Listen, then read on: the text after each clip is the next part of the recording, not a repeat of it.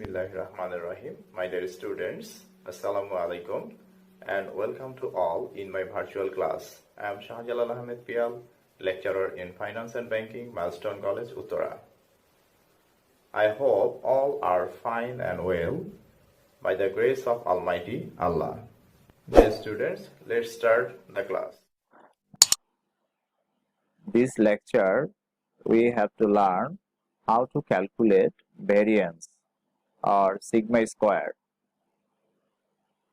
So dear students, let's go start. Variance. The risk of the financial assets can be measured with an absolute measure of dispersion or variability of returns, called the variance. The symbol of variance sigma square is used to denote the variance. Formula of variance. And formula of variance equals sigma square. In my previous class, we learned how to calculate sigma, and we putting the value of sigma and square, we find out the variance. So variance equals sigma square. Also another formula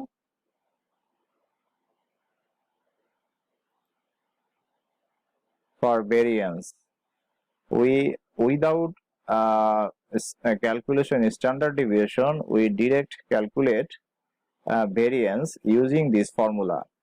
When the number of year is given, then the variance will be R1 minus R bar whole square plus R2 minus R bar whole square plus R3 minus R bar whole square plus R4 minus R bar whole square plus R5 minus R bar whole square plus divided n minus 1. And another formula, when probability is given, then variance equal R1 minus R bar whole square into P1 plus R2 minus R bar whole square into P2 plus R3 minus R bar whole square into P3 plus R4 minus R bar whole square into P4 and R5 minus R bar whole square into P5. Most of the time we using this formula for variance sigma square.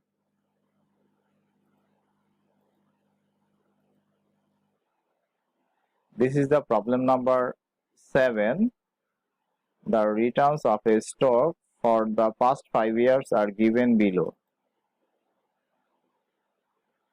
Year number 2010 negative return 10%, 2011 18.5%, 2012 38.67%, and 2013 14.33%, and 2014 33%. Compute the mean or expected rate of return and compute the standard deviation and compute the variance. For computing the variance, first we calculate expected return, then we calculate standard deviation, then we calculate last we will be calculate the variance, because variance equal standard deviation square. So firstly we have to determine the expected rate of return or R bar. The R bar equal R1 plus R2 plus R3 plus R4 plus R5 divided by n.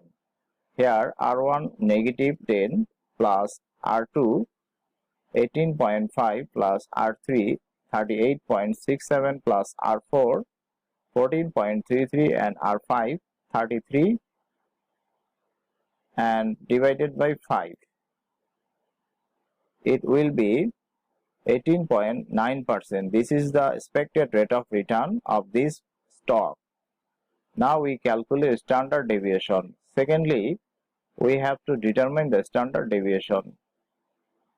Standard deviation equal r1 minus r bar whole square plus r2 minus r bar whole square plus r3 minus r bar whole square plus r4 minus r bar whole square plus r5 minus r bar whole square dot dot dot divided n minus 1.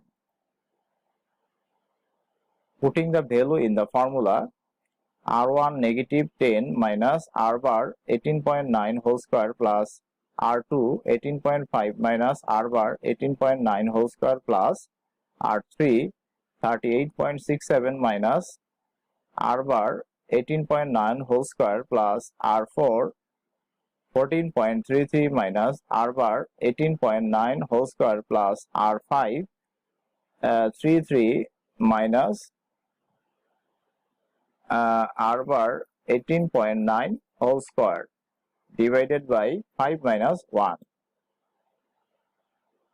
Then first 835.21 and second 0.16 third 390.8529 plus 20 plus 8849 and plus 198.81 divided by 4, and we find out the value of standard deviation is 19.01%. Now we calculate the variance. We know variance equals sigma square, and sigma or standard deviation equal 19.01.